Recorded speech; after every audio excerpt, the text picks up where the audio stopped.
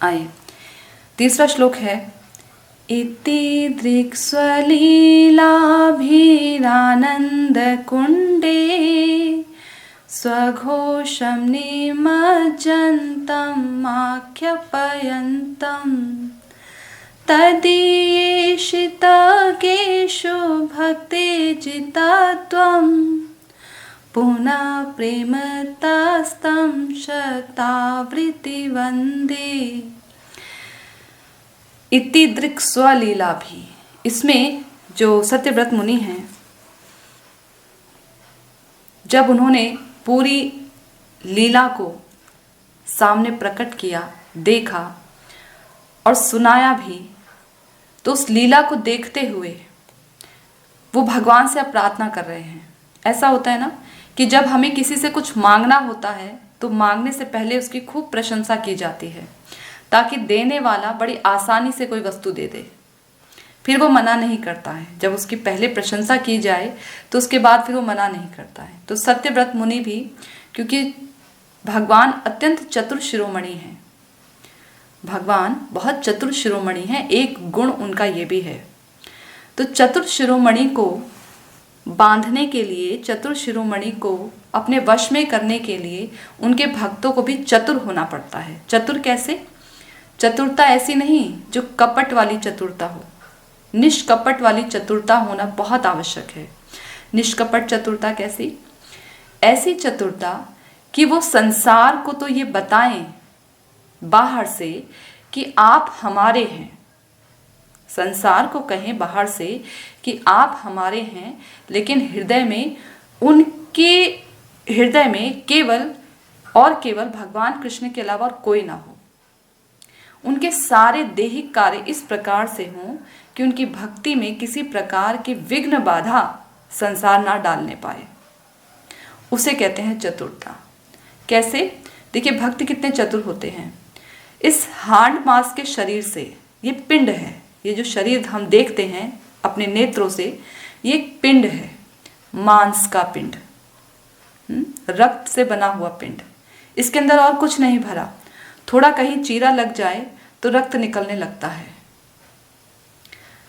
कहीं से जब ऑपरेशन करते हैं ना, सर्जन जब सर्जरी करते हैं तो काट पीट करते हैं शरीर की, तो देखते हैं जब, तो क्या दिखता है? वही मांस का एक लुथड़ा दिखता है, जिसको देखकर बड़ा घृणा लगती है, डर लगता है। और इसी शरीर पर हम बड़े मोहित रहते हैं। तो जो शरीर है ये एक मांस का, रक्त का, हड्डियों का बना एक थैला मात्र है, बाहर से सजा हुआ थैला, लेकिन अंदर सब कुछ इसमें बदबूदार भरा हुआ है, और इसी थैले पर हम आकृष्ट होते हैं। तो भक्त इतना चतुर होता है कि इस गंदी अस्पृश्य वस्तु से वो उन परम सुंदर सच्चिदानंद भगवान को बांध लेता है, उनको प्राप्त करने की शक्ति रखता है। और अपने इसी मनुष्य जीवन में वो इतनी कठोरता के साथ भजन करता है, इतनी दृढ़ता के साथ भजन करता है कि वो भगवान को अपने उसी मनुष्य जीवन में प्राप्त कर लेता है। तो है ना, ऐसा शरीर, ऐसी वस्तु जो कि गड़ी सली है, उस गली सड़ी हुई वस्तु से वो इतना मुनाफेदार व्यापार करता है। तो है ना चतुर। लेकिन कुछ ऐसे भी होते हैं जो इतनी कीमती वस्तु को पाकर, शरीर को पाकर, उन परम भगवान की भक्ति ना करके इस जो वो मुनाफा कमा सकते थे उसमें वो घाटा हो जाता है उन्हें, तो उन्हें चतुर नहीं कहा गया। श्रीमद् भागवतम ऐसे व्यक्तियों को मूर्ख बताती है। तो यहाँ पर सत्यव्रत मुनि कहते हैं कि सत्यव्रत मुनि प्रार्थना करते हैं। पहले 2 श्लोकों में वो भगवान की लीलाओं के विषय में भगवान को बताते हैं कि भगवान आपकी इतनी सुमधुर लीलाएं हैं। उसके बाद जब तीसरे श्लोक में आते हैं तो अब वो ये बताते हैं कि जो आपकी लीलाएं हैं, वो लीलाएं हैं कैसी, उनका प्रभाव क्या है, उनका स्वभाव क्या है। तो देखिए क्या बता रहे हैं। इति दृक्स्वलीलाभिरानंद कुंडे। इति दृक्स्वलीला यानी जो आपकी लीलाएं हैं, आपकी जो स्वयं लीलाएं हैं, भगवान जब नारायण रूप में होते हैं तो भगवान लीला नहीं करते हैं, शेष नाग पर केवल सोए रहते हैं, केवल लेटे रहेंगे, अपनी योग निद्रा में रहते हैं, तो उस समय लीला नहीं करते हैं भगवान। तो यहाँ बोला स्वलीला, जो आपकी जो अपनी लीलाएं होती हैं वो लीला कैसी होती है, आनंदमय, आनंदमय लीला होती है। और आनंद का एक बहुत बड़ा कुंड है, कुंड, सरोवर, कुंड होता है ना, आनंद का बहुत बड़ा कुंड है।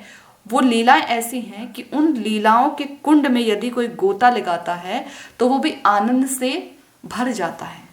स्वलीला भी रानंद कुंडे स्वघोषम निमज्जंतम आख्या पयंतम। आपकी ऐसी लीलाएं हैं जिसमें कोई निमज्ज, कोई डूब जाए, जो व्यक्ति इन लीलाओं को सुनता है, अपने हृदय में देखता है, धारण करता है, वो इन लीलाओं में डूब जाता है। स्वघोष, या आप खुद ही घोषणा करते हैं। क्या घोषणा करते हैं आगे हम सुनेंगे, उससे पहले बताते हैं कि स्वलीला कौन सी है। जिन लीलाओं में एक साधक डूब जाता है वो लीलाएं कौन सी हैं। तो आइए हम चलते हैं ब्रज की ओर, ब्रज की गलियों में, जहाँ पर भगवान बहुत सारी सुमधुर लीलाएं करते हैं। उसमें से कुछ एकाध लीला को हम स्पर्श करते हैं।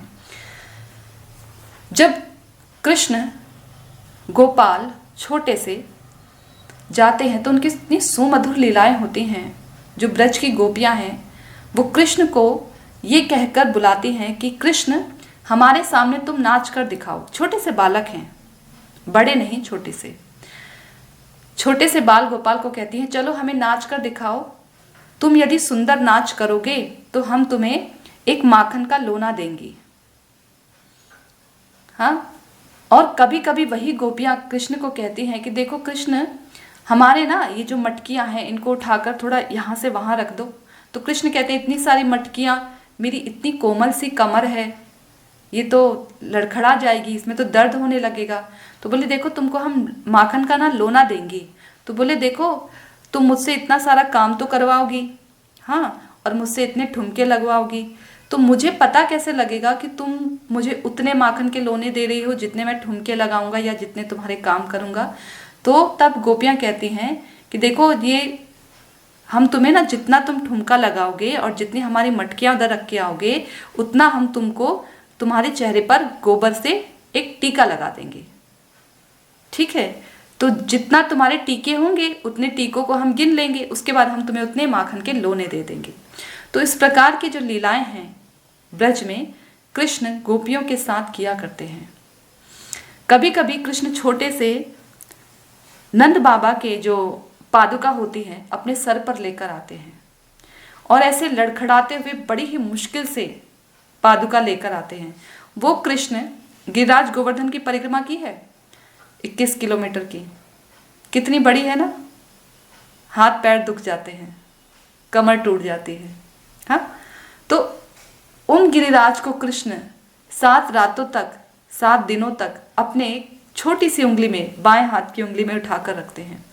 और वही कृष्ण छोटे से बालक रूप में नंद बाबा की हल्की सी पादुका को उठाने में इतना उनको मशक्कत कर रहे हैं कि जब चल रहे हैं तो एक पैर कभी आगे तिरछा पड़ता है, दूसरा पैर कभी तिरछा पड़ता है, दायां पैर बाईं तरफ, बायां पैर दाईं तरफ। इस प्रकार कृष्ण बड़ी मुश्किल से नंद बाबा की पादुका लेकर आते हैं। कभी कभी एक बार यशोदा मैया कृष्ण को कहती हैं कि जाओ कृष्ण, बछड़ा लेके आओ, उस बछड़े की हम पूजा करेंगे। तो कृष्ण बछड़ा लेने जाते हैं गौशाला की ओर और बड़ी मुश्किल से खींचते हुए छोटी सी बछड़े को धकेलते हुए लेके आते, क्योंकि बछड़ा अभी अलग नहीं होना चाहता अपनी माँ से। तो फिर भी कृष्ण जबरन धकेलते हुए जो है बछड़े को लेकर आते हैं। और जब बछड़े को लेकर आ रहे हैं तो अचानक से कृष्ण की नज़र अपने छत पर पड़ती है, अपने जो उनका महल है उसकी छत पर पड़ती है। वहाँ देखते हैं कि मटकी लटकी पड़ी है और मटकी बहुत नीचे होती है छत से, छज्जे पर से। तो कृष्ण क्या करते हैं, बछड़े को खड़ा करते हैं और उसके ऊपर चढ़कर जो मटकी है उसको ऐसे पकड़ लेते हैं और उसमें से माखन निकालने का प्रयास करते हैं। बस पकड़ा ही होता है कि उतनी देर में बछड़े को मौका मिल जाता है अपनी माँ के पास भागने का, बछड़ा भाग जाता है और कृष्ण उस मटकी को पकड़ कर लटक जाते हैं। और बहुत जोर से चिल्लाते हैं, मैया मैया मुझे नीचे उतारो। ये वो कृष्ण है जो कि 3 पग भूमि में छोटे से बोने रूप में आए थे। 3 पग भूमि में जिन्होंने पूरा ऊपर से नीचे तक जो 14 भुवन है 2 पग भूमि में ही नाप लिए थे। और आज ये कृष्ण छोटी सी छलांग नहीं लगा पा रहे हैं। तो कृष्ण जब इस प्रकार से रोते हैं तो मैया आती है, उन्हें नीचे उतारती है और बहुत डांट लगाती है कि तुमको इतना सा काम करने को दिया और तुमको माखन खाने की पड़ी रहती है। कृष्ण एक बार जब गोपियां नंद इन्हें दाऊ जी को और कृष्ण को साथ में जाते हुए देखती हैं घूमते हुए, तो कृष्ण ना छोटे पहले के समय में छोटे बच्चों को सिर्फ केवल लंगोट पहना के रखा जाता था, और जो कमर पे जो काला जिससे नजर ना लगे ना बच्चों को, छोटे बच्चों को, तो कमर पे बांध के रखती थी माताएं, लोग लंगोट पहना के रखते थे छोटे बच्चों को। तो ऐसे ही कृष्ण और दाऊ जी भी ऐसे ही घूमते रहते थे पूरे ब्रज में, गोकुल में। तो गोपियां जब देखती हैं तो गोपियां कहती हैं कि देखो, जो तुम में से, तुम तो बड़े लग रहे हो पहलवान जैसे दोनों, तुम में से जो जीतेगा, जो पहलवानी में जीतेगा, उसको हम सबसे बड़ा वाला माखन का गोला देंगी। तो ऐसे करके कृष्ण और बलराम अपने दोनों जांघों पर ताल ठोकते हुए दोनों मल्ल युद्ध करते हैं। तो बड़े प्यारे लगते हैं, और जब उनको देखते हैं तो जितने भी गोपियां होती हैं वो बड़ी प्रसन्न होती हैं। एक बार यशोदा मैया कृष्ण को बोलती हैं, ऐसे ही कृष्ण को जो है छत पर बिठाया होता है, तो पानी में कृष्ण जो है चंद्रमा की छवि को देखते हैं। कृष्ण बड़ी जिद करते हैं कि मैया मुझे ये चाहिए। तो मैया कहती है, देखो ये चंदा है, इसे चंदा बोलते हैं। तो कृष्ण कहते हैं, मैया मुझे चंदा चाहिए। तो मैया बोलती है, चंदा लेकर क्या करोगे? तो कृष्ण बोलते हैं, इसके साथ खेलूंगा, ये मेरा खिलौना होगा। तो मैया क्या करती हैं, उसी मटके में से जिसमें दिख रहा होता है चंद्र पानी के, उसमें दूसरे मटके में हाथ डाल के माखन का लोना चुपके से लेकर फिर उस मटके में से निकाल कर कहती, देखो कृष्ण ये लो, ये रहा चंदा। तो कृष्ण देखते हैं, फिर दोबारा देखते हैं, फिर वही पानी में परछाई दिखती है चांद की। तो कृष्ण कहते हैं, नहीं नहीं, ये वाला चाहिए जो मुझे दिख रहा है पानी में। तो मैया कहती, देखो इसमें विष लगा हुआ है, चंदा में विष लगा है। तो कहते विष कहाँ से आया? तो मैया बोलती हैं, जब एक बार दानव और दैत्यों और उनकी देवताओं की जब लड़ाई हुई थी, तब विष चंद्रमा के ऊपर गिर गया था। तो चंद्रमा देखो इसमें धब्बे पड़े हैं। तो कृष्ण विष से डर जाते हैं। ये वही कृष्ण हैं जिन्होंने पूतना को, जब 6 दिन के थे कृष्ण, पूतना के प्राण हरण कर लिए थे। जो विष लगाकर आई थी ना पूतना अपने स्तनों में, उस विष को उन्होंने पान किया था और हरण कर लिए थे। वही कृष्ण विष के नाम से डर जाते हैं। देखिए 6 दिन के बालक हैं, तब कुछ नहीं हुआ, अब डर रहे हैं। ये भगवान की अघटन घटन पट्यशी शक्ति है, भगवान की ऐश्वर्यमयी शक्ति। और ऐसी मधुर मधुर लीलाएं सत्यव्रत मुनि जब देख रहे हैं अपने हृदय में, तो कहते हैं कि प्रभु ऐसी ही लीलाओं में मैं निमग्न हो गया हूं, मैं डूब रहा हूं आनंद के कुंड में,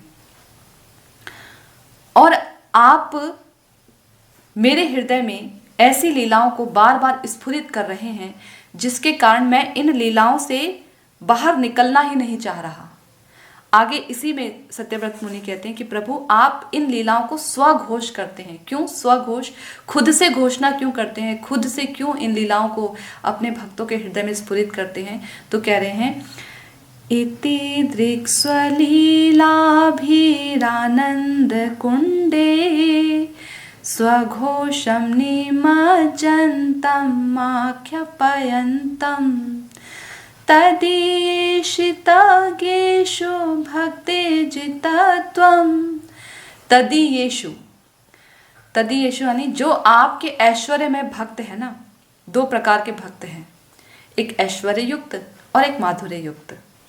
ऐश्वर्य युक्त भक्त वो होते हैं जो भगवान को ईश, परमात्मा, जगन्नाथ, जगत पिता, सर्वशक्तिमान ये कहकर बुलाते हैं। जो भगवान को, जो कृष्ण को भगवान कहते हैं, भगवान जो दंड भी देते हैं, जो प्रेम भी करते हैं, सब प्रकार से, हर प्रकार से गुणों से ओतप्रोत।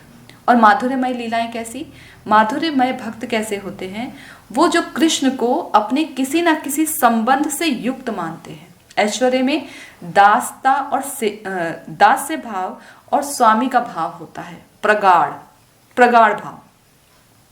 जैसे अर्जुन जी सखा होने पर भी उनकी भक्ति को ये कहा जा सकता है कि माधुर्यमय भक्ति है। माधुर्यमय भक्ति कम है, ऐश्वर्यमय भक्ति अधिक है। कैसे? जब अर्जुन जी भगवत गीता का ज्ञान सुन रहे थे कुरुक्षेत्र की भूमि पर, तो उस समय कृष्ण अपना विराट स्वरूप दिखाते हैं। उससे पहले अर्जुन जी कृष्ण को बहुत से नामों से बुलाते हैं, सखा के नाम से, यादव के नाम से, जनार्दन के नाम से, बहुत सारे नामों से बुलाते हैं। लेकिन जब वो विराट स्वरूप देखते हैं कृष्ण का, तो विराट स्वरूप देखने के बाद अर्जुन जी बहुत थर थर कांपने लगते हैं। उस समय उनका सख्य भाव छुप जाता है और वो अपने आप को सेवक मानते हुए, दास मानते हुए कृष्ण के चरणों में प्रार्थना करते हैं और क्षमा मांगते हैं। किस बात की? कि हे कृष्ण, हे प्रभु, मैंने आपको हास परिहास में आपका कितना मजाक उड़ाया, आपको कितना कुछ कहता था, कभी कभी तो आपको गालियां भी दे देता था, हाँ? और आपको छलिया, कपटी, जाने किन किन वचनों से बुलाता था। आपको मैंने सारथी के रूप में नियुक्त किया, और क्योंकि कुरुक्षेत्र की युद्ध भूमि है तो बोलकर तो सुनाई देगा नहीं, क्योंकि इतने विस्फोटक पदार्थ वहां चल रहे हैं, तीर चल रहे हैं और इतने बड़े बड़े वहां पर ध्वनियां बज रही हैं, तो कहाँ से सुनाई देगी किसी की आवाज। तो अर्जुन क्या करते थे, दायां पैर कृष्ण के दाएं कंधे पर रख देते थे जब अर्जुन को दाईं तरफ चलना होता था, और जब बाईं तरफ चलना होता था तो बायां पैर उनके कंधे पर रख देते थे। तो इस प्रकार से अर्जुन जो है उनको इशारे देते थे कि कृष्ण को अभी किस ओर चलना है। तो अर्जुन यहाँ पर क्षमा मांगते हैं कृष्ण से कि मैंने आपके साथ ऐसा ऐसा व्यवहार किया, आप तो ईश हैं, परमात्मा हैं, जगत के पिता हैं, सर्वशक्तिमान है, सर्वशक्तिशाली हैं आप। तो यहाँ पर अर्जुन का भाव छिप जाता है। वहीं और दूसरी ओर देखिए, जब गोप सखा, गोप ब्रज में आइए, तो जब गोप कृष्ण के साथ खेलते थे तो उस समय क्या होता था, जब ब्रह्म विमोहन लीला होती है तो ब्रह्मा जी आते हैं उतर कर और ब्रह्मा जी क्षमा याचना करते हैं, तो गोप सब बाल गोपाल ना छुप जाते हैं, हाँ, और पीछे से देखते हैं कि जो नया प्राणी आज हमारे ब्रज में कौन आ गया, 4 मुख वाला। हमने तो 1 मुख वाला प्राणी देखा, 4 मुख वाला कौन आ गया। तो देखते, तो जब गौर से सुनते हैं तो पता लगता है ब्रह्मा जी स्तुति कर रहे हैं भगवान की। बहुत ब्रह्म संहिता, इतनी बड़ी ब्रह्म संहिता लिख डाली स्तुति करते करते। तो स्तुति कर रहे हैं, गोविंदम आदि पुरुषम तम हम भजामि, गोविंदम आदि पुरुषम तम हम भजामि, ऐसे करते बहुत बड़ी स्तुति की है ब्रह्मा जी ने। तो तब बाल गोपाल कहते हैं, उस समय वो भ्रमित नहीं होते ब्रह्मा जी की स्तुति सुनकर। क्या कहते हैं? ये कहते हैं, अरे इसके हमारे पास तो 1 सर है, हाँ, इसके पास तो 4 सर हैं, फिर भी इसके पास इतनी बुद्धि नहीं है कि हमारे जो कान्हा है, जो चोर है, जो ब्रज में चोरी करता है, उसको इतनी बड़ी बड़ी उसकी स्तुति कर रहा है, उसको जाने क्या क्या कह रहा है। तो इसके पास तो 4 सर हैं, 4 बुद्धि है, फिर भी 4 बुद्धियों में से 1 में भी इसके पास बुद्धि नहीं है, 4 सर होने के बावजूद भी। वहां पर उन सखाओं का जो प्रेम है वो घटा नहीं। ऐसा नहीं है कि ब्रह्मा जी को देखकर, उनकी स्तुति को सुनकर वो बड़े प्रभावित हो गए हों। किसी का भी ब्रज में प्रेम घटता नहीं है। जब यमला अर्जुन दोनों पेड़ धराशाही हो गए थे, उस समय जब बाल गोपाल बताते हैं कि नंद बाबा पूछते हैं पेड़ कैसे गिरे, तो बाल गोपाल बताते हैं ये कृष्ण ने गिराए हैं। और 2 बड़े बड़े नव युवक इसमें से निकले थे और आकाश की तरफ चले गए थे। तो नंद बाबा उन बालकों को छोटा समझकर, चपल समझकर उनकी बातों पर भरोसा नहीं करते। ब्रज में कोई भी ले लीजिए, जब कृष्ण ने 7 दिन 7 रात तक अपनी छोटी उंगली में गोवर्धन पर्वत उठा के रखा था, तो सखा अपनी लाठियां लगाए खड़े थे कि कृष्ण, अकेले तुमने गाय का दूध नहीं पिया है, हमने भी गाय का दूध पिया है। देखो तुम्हारे ऊपर इतना वो, तुम ये मत सोचो कि तुम अकेले इस पर्वत को उठाकर रखे हो, हम उठाकर रखे हैं अपनी लाठियों पर। तो ब्रज में कहीं से कहीं तक भी माधुर्यमय ऐश्वर्यमय प्रेम होने पर भी भगवान बार बार दिखाने का प्रयास करते हैं कि देखो मैंने इतने असुरों को मारा और कितनी आसानी से मार दिया। फिर भी वो भरोसा ही नहीं करते हैं, हंसते खेलते हुए निकल जाते हैं। बकासुर को मारा, अघासुर को मारा और गोप सखाओं के सामने मारा, उनकी आंखों के सामने, तो भी हंसते खेलते निकल जाते हैं। हाँ, कोई ब्रज में ये भरोसा ही नहीं करता कि ये भगवान है। बल्कि यशोदा मैया जब बलराम जी कहते हैं कि मेरे भाई को किसने बांधा, किसकी इतनी जरूरत कि कृष्ण को बांधे, तुम उन्हें पता नहीं कि मैं जो शेषनाग हूँ, शेषनाग का अवतार हूँ। तो यशोदा मैया ये सुनकर कहती हैं अभी तुमको भी दंड देती हूँ, सारे भगवान मेरे ही घर में प्रकट होने थे। सब यही बोलते हैं भगवान प्रकट हो गए, भगवान प्रकट हो गए, अभी तुमको भी दंड देती हूँ, तब तुम्हारा भगवान पना जो है निकलेगा। तो कहने का तात्पर्य यह है कि ब्रज में इतनी माधुर्यमय भक्ति है कि ऐश्वर्य भक्ति होने पर भी वो छुप जाती है, दिखती ही नहीं है। ऐश्वर्यमय जो है, भगवान की ऐश्वर्य शक्ति जो है वो अपने आप छुप जाती है। तो यहाँ पर इन्हीं लीलाओं का स्वघोष, खुद से घोषणा करते हैं कि ऐसे मेरे जो भक्त है ना, माधुर्यमय भक्त है जो हैं, वो मुझे अत्यधिक प्रिय हैं। किनसे? तदीयेषित गेषु, जो ज्ञानी भक्त है ना, उनसे अधिक भक्त मुझे कौन प्रिय हैं? मेरे जो ये मेरे प्रेमी भक्त हैं वो मुझे अत्यधिक प्रिय हैं। प्रेमी भक्तों की यहाँ भगवान उत्कर्षता दिखाते हैं अपने प्रेमी भक्तों की, कि मुझे कौन प्रिय है? मुझे मेरे प्रेमी भक्त प्रिय हैं। यूं तो भगवान के अंदर गुण है भक्त वश्यता का, भक्त वत्सलता का गुण है भगवान के अंदर, कि भगवान को भक्त वशीभूत कर लेते हैं। लेकिन भक्तों में भी तारतम्यता है, भक्तों में भी तारतम्यता है। दो प्रकार के भक्त। एक बार मुझसे किसी ने प्रश्न पूछा था कि नंद बाबा से ज्यादा जो उत्कृष्ट हैं वो दशरथ जी हैं। क्यों? क्योंकि दशरथ जी देखो नाम लेते लेते, मतलब राम जी गए तो उनके विरह में प्राण ही त्याग दिए। तब मैंने उन्हें उत्तर दिया था, जो हमारे गुरुजन ने, आचार्य जनों ने अपनी टीकाओं में बताया है, कि दशरथ जी यकीनन बहुत शुद्ध भक्त के स्तर पर हैं और भगवान के पिता हैं। ये उन बहुत बड़ा सौभाग्य है, उनके नित्य पिता हैं। लेकिन दशरथ जी और नंद बाबा में यदि तारतम्यता की जाए, तुलना नहीं, तारतम्यता की जाए, उनकी विशिष्टता दिखाई जाए, तो इसमें नंद बाबा की अधिक विशिष्टता है। कैसे? कोई हमसे दूर चला जाए, हमारा प्रेमी, हमारा प्रिय व्यक्ति कोई हमसे दूर चला जाए तो प्राण त्यागना अधिक आसान होता है, बजाय प्राण धारण करके उसके विरह में जीना। प्राणों को धारण करके उसके विरह में जीना ये अधिक कठिन होता है। प्राण त्यागना कोई बहुत बड़ी बात नहीं है। कोई प्रिय हमसे हमारा दूर चला जाए, हमें किसी बात का बहुत कष्ट हो, धक्का लगे, तो प्राण त्यागना कोई बड़ी बात नहीं है। कितने हैं ना आत्महत्या नहीं कर लेते हैं, उनके हृदय को बहुत कोई आघात लगता है तीव्र, तो आत्महत्या कर लेते हैं। क्यों? क्योंकि उन्हें जिंदगी से ज्यादा प्यारी मृत्यु लगती है। उन्हें लगता है मृत्यु ज्यादा अच्छी है, अभी मृत्यु जो है वो ज्यादा अच्छी है। तो हृदय में क्या होता है, वो उनको ज्यादा अच्छा लगता है, जीने से ज्यादा अच्छा मृत्यु लगती है, कि मृत्यु ज्यादा श्रेष्ठकर है।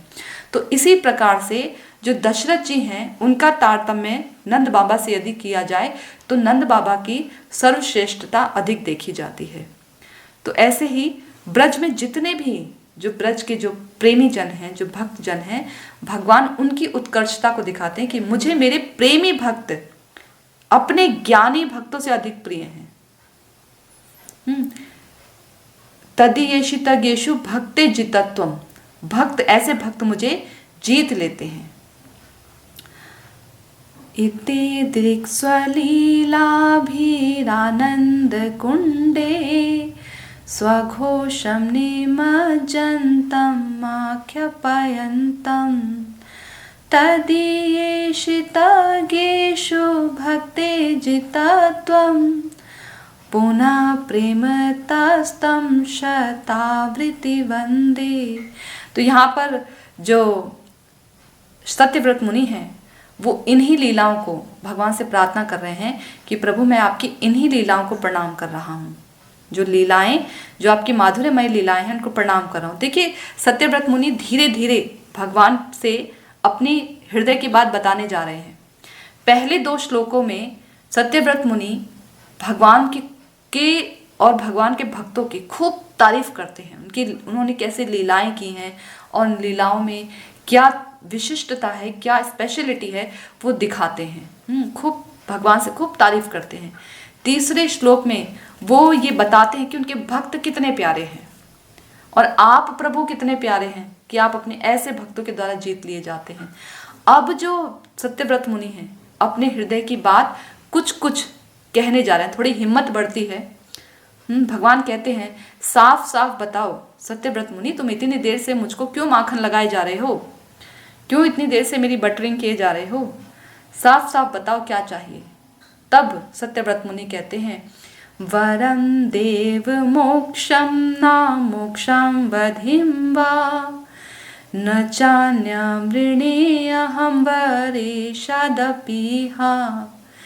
इदन्ते वपुनाथ गोपाल बालम सदा मे मनस्यावि रास्ताम की मन्ये।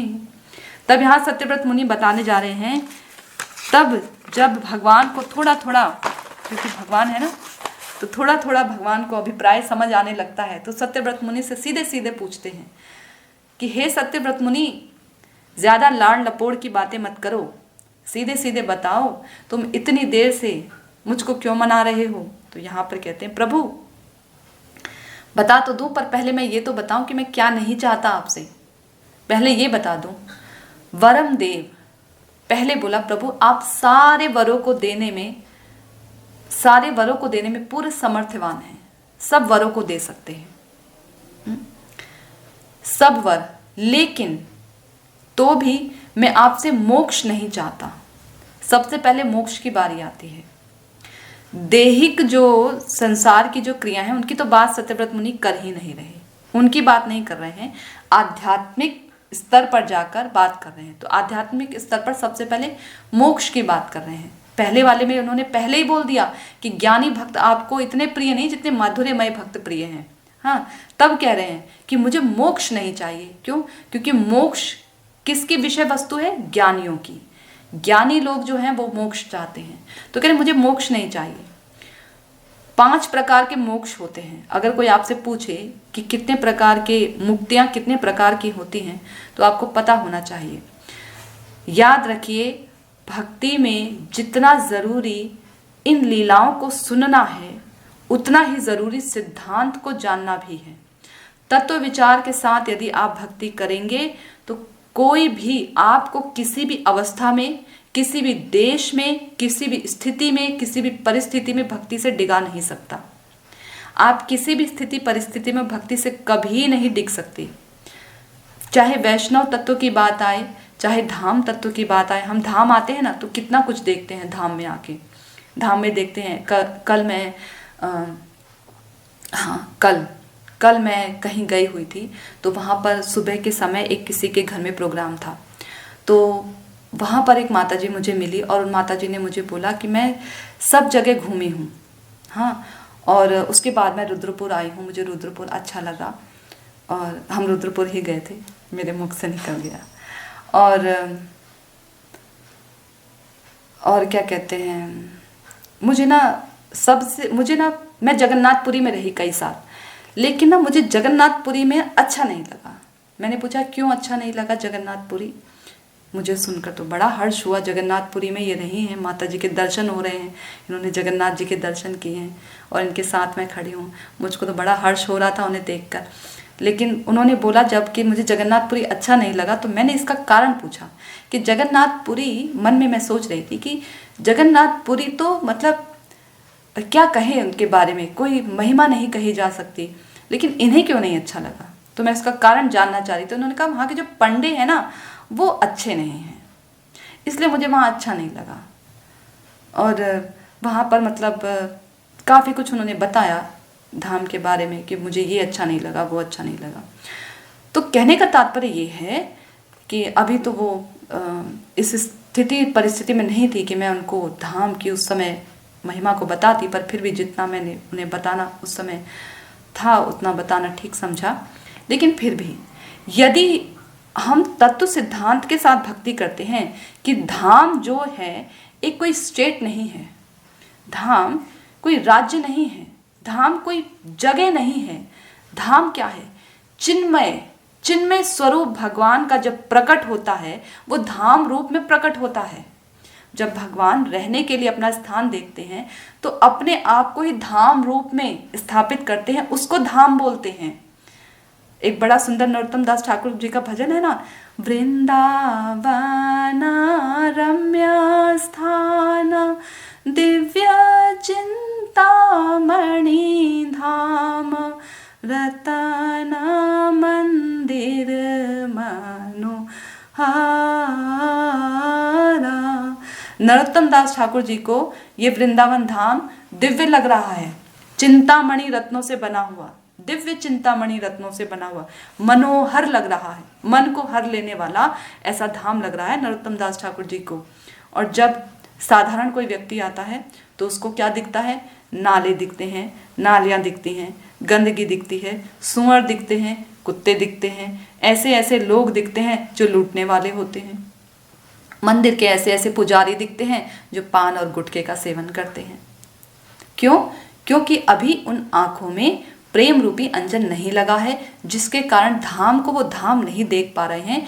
धाम को मात्र केवल एक किसी बड़े स्टेट का एक छोटा सा खंड देख रहे हैं, वरना ये धाम बहुत चिन्मय है। ये धाम अपना स्वरूप केवल उन्हीं के सामने स्थापित करता है, उन्हीं के सामने प्रकट करता है जिनकी आंखों में प्रेम रूपी अंजन लगा हो।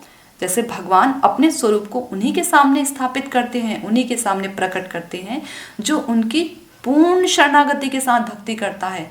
ऐसे जो पूर्ण शरणागति के साथ धाम के प्रति शरण में रहता है, धाम उसी के सामने अपना स्वरूप प्रकट करते हैं। ऐसे हर किसी के प्रति है, वैष्णव तत्व हो, वृंदा देवी का तत्व हो या नाम तत्व हो, ये तभी अपने आप को प्रकट करते हैं जब पूर्ण शरणागति के साथ इनका भजन किया जाता है। उससे पहले नहीं। उससे पहले हमें तुलसी एक पौधा नजर आएगा जिसका हम तुलसी शालिग्राम विवाह कर देते हैं और तुलसी जी को अपने घर से विदा कर देते हैं। तुलसी गौड़ीय वैष्णव संप्रदाय में तुलसी शालिग्राम का विवाह नहीं होता, क्योंकि तुलसी देवी वो है, वृंदा देवी वो हैं जो हमारे घर के आंगन में रहती हैं, जिनको हम ठाकुर की प्रसन्नता के लिए उनको रखते हैं, उनको विदा नहीं करते हैं घर से, तुम चली जाओ, नहीं, बल्कि उनसे प्रार्थना करते हैं कि आप हमारे हृदय में स्फुरित हो, हमारा हृदय एक वृंदावन धाम बन सके। कभी भी तुलसी जी का विवाह, शालिग्राम जी का विवाह नहीं कराया जाता, गौड़ीय वैष्णव संप्रदाय में नहीं कराया जाता। ये तत्व पता होने चाहिए। बहुत से ऐसे तत्व हैं जिनके विषय में जानकारी होना अत्यधिक आवश्यक है, तभी तो भक्ति के पथ पर हम आगे बढ़ेंगे, वरना हम भक्ति पे आगे नहीं बढ़ेंगे। मैंने इसलिए बताया क्योंकि अभी कुछ समय बाद ही तुलसी शालिग्राम जी का विवाह होने वाला है। तो कई हैं जो विवाह कर देते हैं, तुलसी जी को विदा कर देते हैं। नहीं, उनको तो बल्कि हमें अपने घर में लाना है। हाँ, भक्ति के उद्देश्य से यदि आप किसी को देना चाहें कि आप तुलसी का पौधा रोपण कीजिए, ये बहुत बढ़िया बात है, लेकिन ये सोचकर कि तुलसी जी को आप विदा कर देते हैं घर से, ये नहीं। विवाह कर देते हैं, विदा कर देते हैं। वृंदा देवी वो हैं जिनके कारण ब्रज की जितनी भी लीलाएं हैं सारी संपादित होती हैं, वो वृंदा देवी हैं, वो वृंदा देवी हैं। तो हमको तो उन लीलाओं में घुसना है। उन वृंदा देवी को हम विदा क्यों करें? उन वृंदा देवी का तो हम आश्रय लेंगे। तो इसलिए जो तुलसी जी का शालिग्राम जी का विवाह है गौड़ीय संप्रदाय में नहीं किया जाता। तो खैर मैं ये बता रही थी कि यहाँ पर सत्यव्रत मुनि कहते हैं वरम देव की आप सारे वरों को देने में सक्षम हैं। तो मोक्ष 5 प्रकार के होते हैं, मुक्तियां, सालोक्य, सारूप्य, सामीप्य, श्राष्ठी और सायुज्य, 5 प्रकार की मुक्ति हो गई, जिसमें से 4 प्रकार की मुक्ति यथा तथा वैष्णव लोग फिर भी भगवान के बहुत कहने पर वैसे तो नहीं लेते हैं, बिल्कुल नहीं लेते हैं, पर फिर भी बहुत मतलब बहुत ही हद ही हो गई, तो फिर भी इन 4 प्रकार की मुक्तियों को कुछ वैष्णव लोग स्वीकार कर लेते हैं। हाँ, लेकिन इसमें से जो 5वीं मुक्ति है, सायुज्य मुक्ति, उसको बिल्कुल स्वीकार नहीं करते। वो तो उसको लेना एक तरीके, उससे बेहतर समझते हैं कि हम नरक में वास कर लें। क्यों ऐसी सायुज्य मुक्ति क्यों? क्योंकि सायुज्य मुक्ति का तात्पर्य होता है ऐसी मुक्ति जो कि भगवान और हमारे बीच की जो सत्ता है, यानी सेवक और स्वामी के बीच की जो सत्ता है, उसको समाप्त कर देती है। भगवान में मिल जाना, कैवल्य मुक्ति जिसका नाम है, भगवान में मिल जाना, ये सायुज्य मुक्ति होती है। जबकि हमारा तो स्वरूप क्या है, हम तो जीवेर स्वरूप है नित्य कृष्ण दास, वो कृष्ण का दास है जीव का स्वरूप। तो हम अपने स्वरूप को खो नहीं सकते। सेवा का एक परम आनंद होता है। माँ अपने बच्चे की, छोटे बच्चे की हर प्रकार से सेवा करती है। वो मल मूत्र त्यागता है बिस्तर में, उसको साफ सफाई करती है। हाँ, खुद गीले स्थान पर सोकर माता जो है बच्चे को सूखे स्थान पर सुलाती है ताकि उसको ठंड ना लगे। रात रात भर माता जागती है जब बच्चा रोता है। माता करती है ना, क्यों? माता को क्या मिलेगा? क्या वो बच्चा पैसे देगा? नहीं, माता ये सोचेगी कि बड़ा होकर मुझे कुछ देगा। माता ये भी नहीं सोचती। माता को उस सेवा में सुख मिलता है, इसलिए माता करती है। सुख मिलता है इसलिए करती है ना। तो सेवा में सुख है, परम आनंद होता है, परम आनंद। तो ये जो सुख होता है ना, ये जो सेवा का जो सुख है, इस सुख से वंचित नहीं होना चाहते वैष्णव लोग, इसलिए मुक्ति से दूर भागते हैं। इसलिए यहाँ पर सत्यव्रत मुनि कहते हैं, वरम देव मोक्षम ना मोक्षाम वधिम्बा। वरम देव मोक्षम, मोक्ष नहीं चाहिए, ना मोक्षाम अवधि, मोक्ष से जो ऊपर है। ऊपर क्या है? मोक्ष से ऊपर क्या हो गया? वैकुंठ लोक। प्रभु मुझे आपका वैकुंठ लोक भी नहीं चाहिए।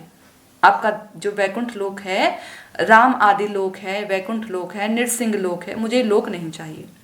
मोक्षामवधि बाद न च अन्य इसके अलावा जो श्रवण कीर्तन स्मरण का जो वैधि भक्ति का जो फल है वो भी नहीं चाहिए। अब हम कहेंगे भाई श्रवण भक्ति तो करने को बोला गया है, श्रवण कीर्तन ये कैसे सत्यव्रत मुनि हैं कि श्रवण भक्ति, कीर्तन भक्ति, स्मरण भक्ति को कह रहे हैं ये भी नहीं चाहिए।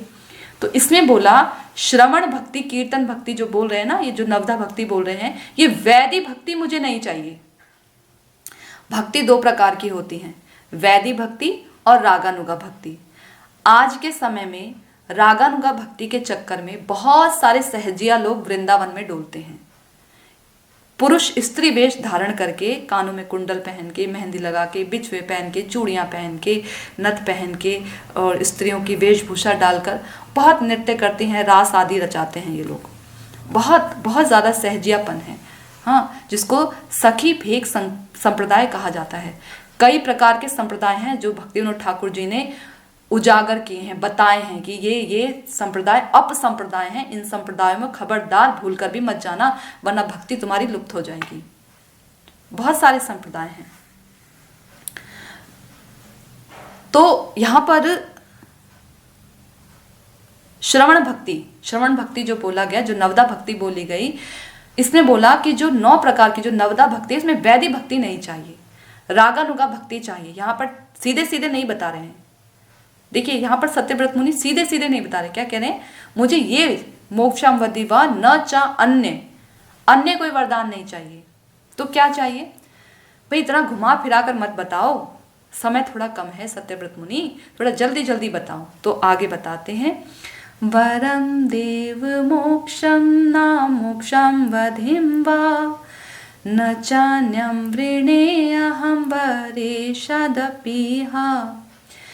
इदन्ते वपुनाथ गोपाल बालम सदा मे मनस्या वीरास्तम की मन्ये।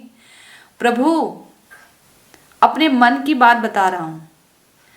इदन्ते वपुनाथ गोपाल बालम, ये जो आपका वपु है, कौन सा वपु?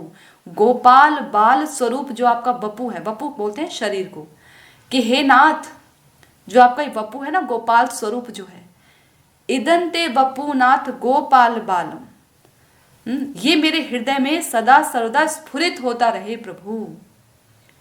इतनी देर से जो मैं प्रार्थना कर रहा था ना आपसे, ये इसके लिए कर रहा था कि मेरे हृदय में आपका जो गोपाल स्वरूप है वो स्फुरित हो जाए सदा सर्वदा।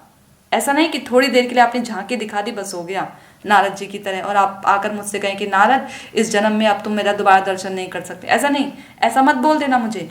सदा सर्वदा मेरे हृदय में ये गोपाल बाल स्वरूप स्फुरित होता रहे।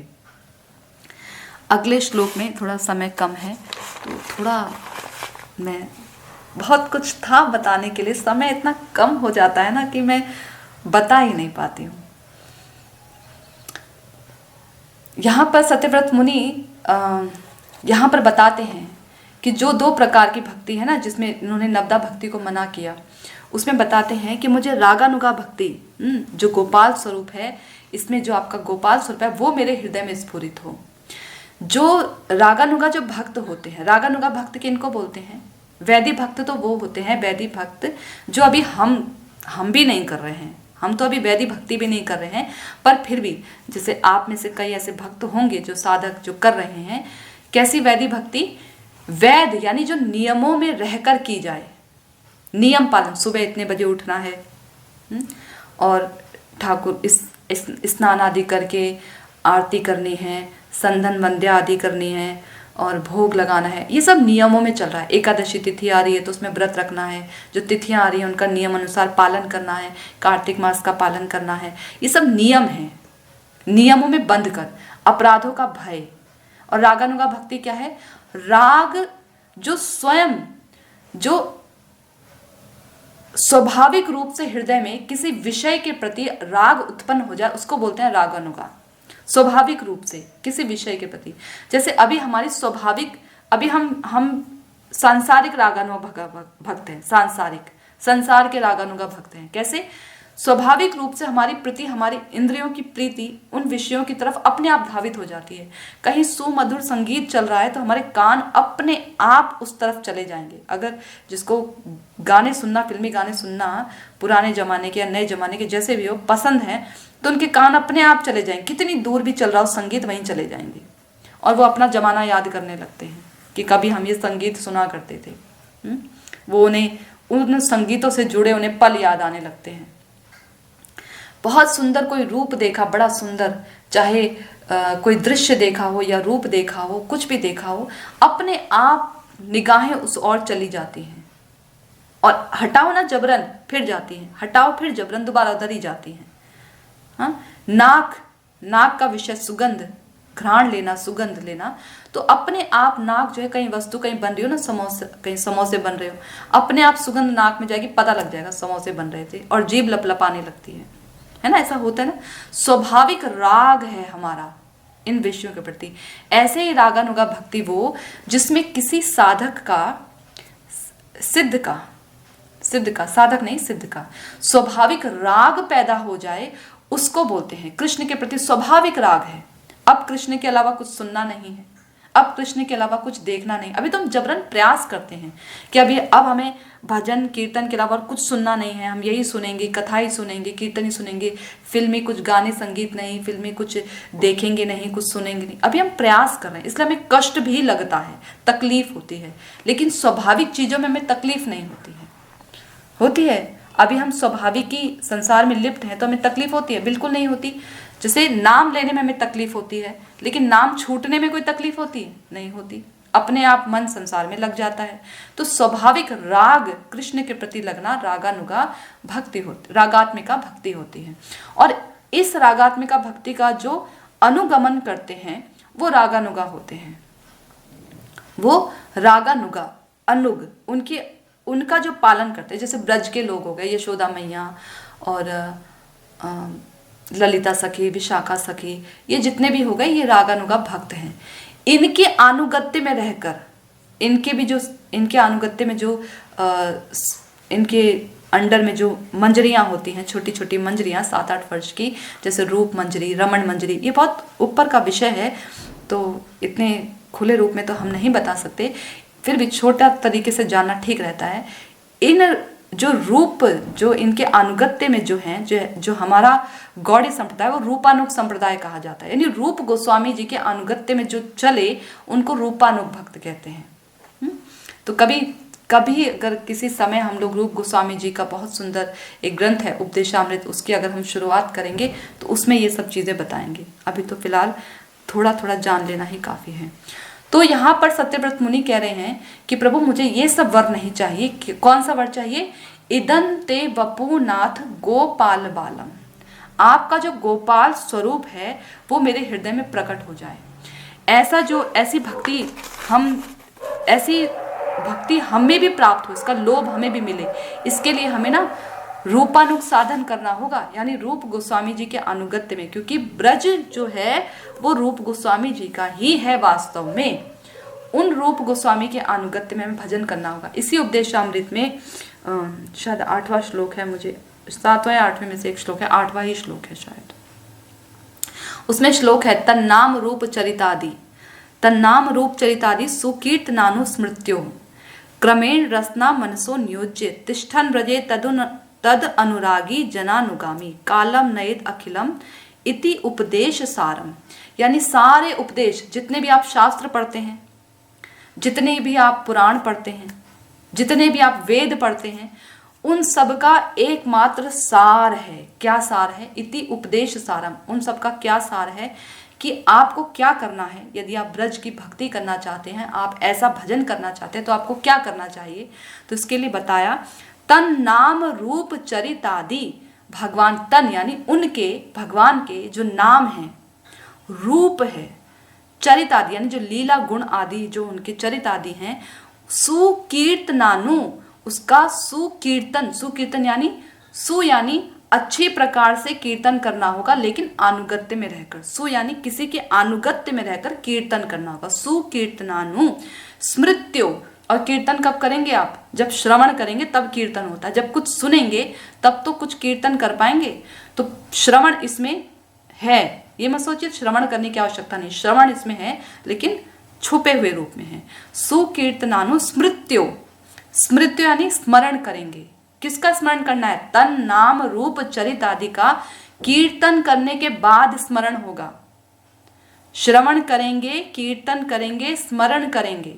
सुकीर्तनानु स्मृत्यो क्रमेण, क्रम से।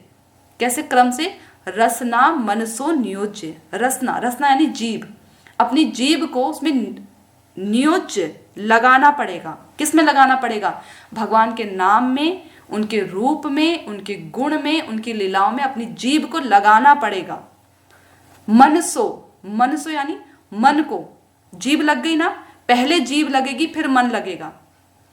कई लोग ऐसा बोलते हैं कि मन से हम भगवान का नाम लेते हैं। यहां पर देखिए रूप गोस्वामी पाद क्या कह रहे हैं? रसना मनसो, पहले अपनी जीभ को लगाना पड़ेगा, फिर मन को लगाना पड़ेगा। ये मत सोचिए कि हमारा मन सब समय भगवान का नाम रटता रहता है, हमें जीभ से, माला से भगवान का नाम लेने की आवश्यकता नहीं है। नहीं, रसना बोला, रसना अपनी पहले रस अपनी जीवा को भगवान के नाम में, कीर्तन में लगाना पड़ेगा।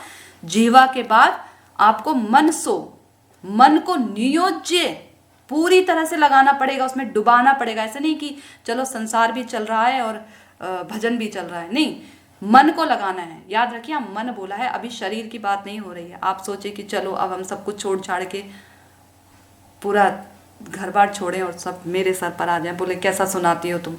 ऐसा नहीं, मनसो नियोज्य, मन को भगवान के उसमें लगाना है। फिर क्या बोला? तिष्ठन व्रजे, आपको कहां पर रहना पड़ेगा? व्रज में। तिष्ठन, व्रज में आपको निवास करना पड़ेगा यदि ब्रज की भक्ति चाहिए तो। अगर आप सोचे हम अयोध्या में जाकर निवास कर ले, कहीं और जाकर निवास कर ले और ब्रज की भक्ति कर पाए, तो ये असंभव है। रूप गोस्वामी पाद कह रहे हैं तिष्ठन ब्रजे, आपको फिर जब आपका मन लग जाए ना श्रवण कीर्तन स्मरण में, तो आपको ब्रज में निवास करना पड़ेगा। यदि आप शरीर से ब्रज में निवास नहीं कर पा रहे हैं तो मन से शरीर में निवास करना पड़ेगा, लेकिन ब्रज में निवास करना ही पड़ेगा। मन से ब्रज में निवास करना पड़ेगा, लेकिन ब्रज में आपको निवास करना ही पड़ेगा, और कोई चारा नहीं है ब्रज की भक्ति को पाने का। तिष्ठन ब्रजे तद अनुरागी जनानुगामी, तद अनुराग यानी जो उनके, तद यानी उनके जो अनुराग में, उनके अनुगत्य में जो जन चलते हैं, जो अनुरागी, जो ब्रज की भक्ति से पूरी तरह से ओत प्रोत हैं, जिन्हें ब्रज की भक्ति के अलावा और कुछ अब लगता ही नहीं, जचता ही नहीं, ऐसे भक्तों के अनुगत्य में आपको भजन करना पड़ेगा। ऐसा नहीं कि हम राम भक्त के अनुगत्य में भजन करें और सोचे कि कृष्ण भक्ति हो जाए, ये नहीं चलेगा। तद अनुरागी, जो अनुराग में डूब चुके हैं। और यहां बोला, देखिए, इसीलिए हमें कभी भी दीक्षा लेने की जल्दी नहीं करनी चाहिए। इसीलिए कहा जाता है गुरु बनाना बहुत जरूरी है, बहुत जरूरी है। लेकिन जब हम कोई मटका भी खरीदते हैं ना, मटका, एक साधारण मटका खरीदते हैं, तो मैंने देखा कि जब हम मटका खरीदते हैं ना, तो उसको भी हम बजा कर खरीदते हैं। जितनी तेजी से वो बजता है, इसका मतलब वो उतना सूखा हुआ है, उतना मटका वो ठीक है। जितना उसमें से खन खन की खाद, उसकी पन की आवाज आ रही है, उतना वो ठीक है। तो जब हम एक साधारण पानी पीने के लिए, अपनी प्यास बुझाने के लिए जो मटका खरीदते हैं, उसको भी हम इतना देख छान कर खरीदते हैं, ठोक बजा कर खरीदते हैं, तो जब हम अपने आध्यात्मिक जीवन की शुरुआत करने जा रहे हैं, तो क्या हम गुरु का परिचय नहीं जानेंगे? तो क्या हम गुरु को ठोक बजाकर नहीं देखेंगे? दीक्षा लेने से पहले गुरु, आपका एक शिष्य का पूरा हक बनता है कि वो अपने गुरु का टेस्ट, क्या बोलते हैं, परीक्षा ले। कोई अपराध नहीं है। दीक्षा लेने के बाद, शरण लेने के बाद यदि आप अपने सेव्य के प्रति संदेह कर रहे हैं, तो फिर गड़बड़ है, तो आपको अपराध का भाजन होना पड़ेगा, आपको अपनी भक्ति से च्युत होना पड़ेगा। इसलिए दीक्षा लेने में कभी जल्दी नहीं करनी चाहिए। और फिर भगवान बैठे हैं ना, जब हमारी भक्ति उस स्तर तक पहुंच जाती है जिस स्तर पर हमें ये तत्व समझ आने लगते हैं, तो भगवान को स्वयं जल्दी होती है हमें अपने पास खींचने की। हमें कहीं जाने की आवश्यकता नहीं है, हमें चिंता करने की आवश्यकता नहीं, हमें चिंतन करने की आवश्यकता है। हमें सब समय इस बात की चिंता होनी चाहिए कि हमारा चिंतन नहीं हो रहा है, हमें चिंता नहीं करनी चाहिए। चिंता भगवान को करनी है हमारी। तभी तो बोला, शरणागति के 6 नियमों में से एक जो है ना, वो है गोप्तृत्वे वर्णम। जब हमने वर्ण कर लिया कृष्ण को, तो वो हमारा पालन पोषण करेंगे। ये उनकी जिम्मेदारी है, उनको देखना है कि हमारा आध्यात्मिक कल्याण कैसे होगा, किसके पास जाकर हमारा आध्यात्मिक कल्याण होगा। हमें स्वयं से, क्योंकि हमारे प्रयास में त्रुटि हो जाएगी, भगवान के प्रयास में कभी त्रुटि नहीं होती। इसलिए जब कभी हम किसी का अनुगमन करने जा रहे हैं और ये सोच रहे हैं कि ये सर्वोच्च भक्त है, तो ठोक बजाकर अनुगत्य करना चाहिए, उसका अंधाधुन अनुगत्य नहीं करना चाहिए। देख लेना चाहिए कि ये व्यक्ति जिसका हम अनुगत्य, जिसका हम आश्रय लेने जा रहे हैं, ये सच में जो कह रहा है उसका पालन करता भी है कि नहीं। क्योंकि ज्ञानी बहुत मिलेंगे संसार में, आचरण करने वाले व्यक्ति नहीं मिलेंगे, बहुत कम मिलते हैं। इसलिए ठोक बजाकर अनुगत्य करना चाहिए, क्योंकि जैसा आप अपने साधन के समय में अनुगत्य करेंगे, वो साधन आपको खींचकर उसी जगह ले जाएगा, उसी जगह ले जाएगा। अगर आप शुरू में तो हृदय में इच्छा है कि मैं सर्वस्व त्याग कर भगवान का भजन करूंगा, सब प्रकार के अनर्थों से, अपराधों से मुक्त होकर भगवान का भजन करूंगा, और आप शरण ले रहे हैं किसी ऐसे व्यक्ति की जो समस्त प्रकार के अपराध करने से चूकता नहीं है, सब समय वैष्णव निंदा, धाम निंदा करने में नियुक्त रहता है, ऐसे व्यक्ति का यदि आप संग करेंगे, तो आप कुछ समय, संग का बहुत प्रभाव पड़ता है, संग का बहुत प्रभाव पड़ता है। जैसा हमारा संग होता है, हमारा रंग अपने आप वैसा बन जाता है, प्रयास नहीं करना पड़ता। कुछ समय बाद देखेंगे हमारा चरित्र भी वैसा ही हो गया है। तो इसलिए यहां पर कहा तद अनुरागी जनानुगामी। इससे पहले, ये अनुगमन करने से पहले सबसे ऊपर बोला तन नाम रूप चरितादि, भगवान का नाम लीजिए। इतना नाम में अपने जीभ को, मन को नियोज्य कर लीजिए कि भगवान, आपका जो मन है व्रज में रहे और भगवान फिर आपको तद अनुरागी जनानुगामी ऐसे भक्तों का संग प्रदान करने के लिए विवश हो जाएं, भगवान विवश हो जाएं। कालम नयेद अखिलम इति उपदेश सारम। अब कालम यानी अपने सारे समय को ऐसे ही बिताना चाहिए कि हमारा एक क्षण भी इस चीज से बिल्कुल अलग ना हो। तन नाम रूप चरितादि के कीर्तन से, स्मरण से, श्रवण कीर्तन स्मरण से हमारा समय कभी खाली ना जाने पाए। सब समय हम अपने मन को इसमें नियुक्त करके रखें।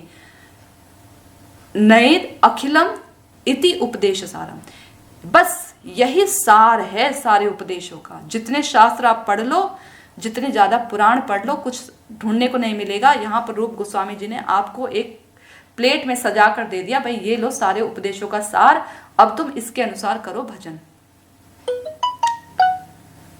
ठीक है, तो यहां पर सत्यव्रत मुनि इसीलिए यहां पर बोल रहे हैं कि मुझे, मेरे हृदय में जो इच्छा उठी है प्रभु, जो श्रवण कीर्तन की इच्छा भी आप कह रहे हैं कि तुमको ये भी नहीं चाहिए, तो मैं आपको पहले बता दूं कि मुझे ये सब नहीं चाहिए। मेरे हृदय में आपका जो गोपाल स्वरूप है वो हृदय में प्रकट हो।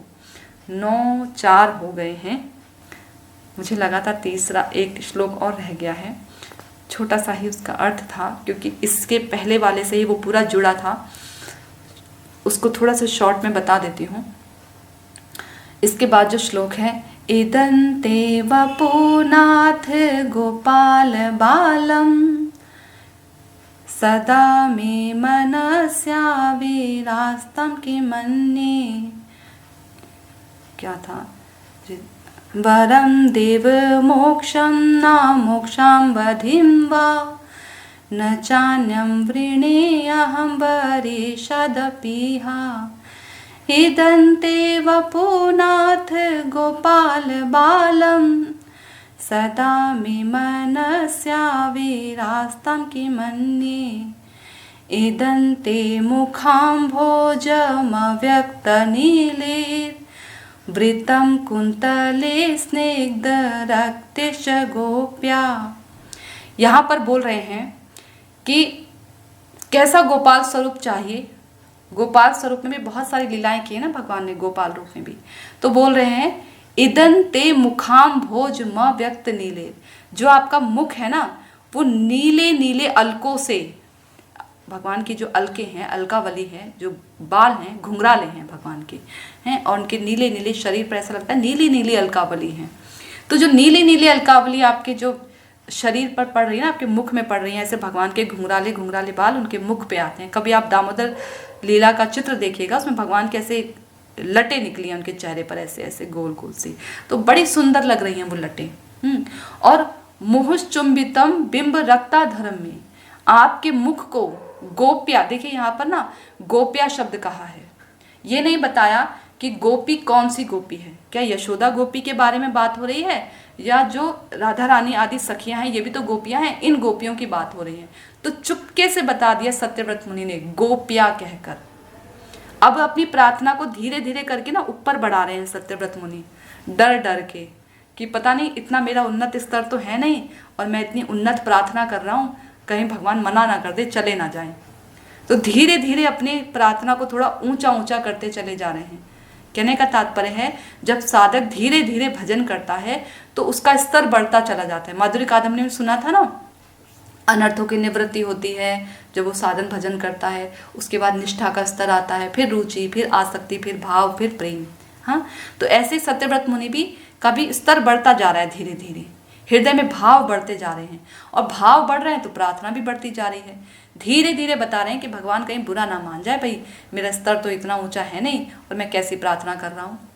तो बोल रहे हैं गोप्या, गोपियों के द्वारा जो आपका मुख चुंबित है, बिंबा रक्ता धर्म, बिंब, बिंब एक फल होता है, बहुत लाल फल होता है। तो भगवान के जो होंठ है ना वो उतने लाल हैं।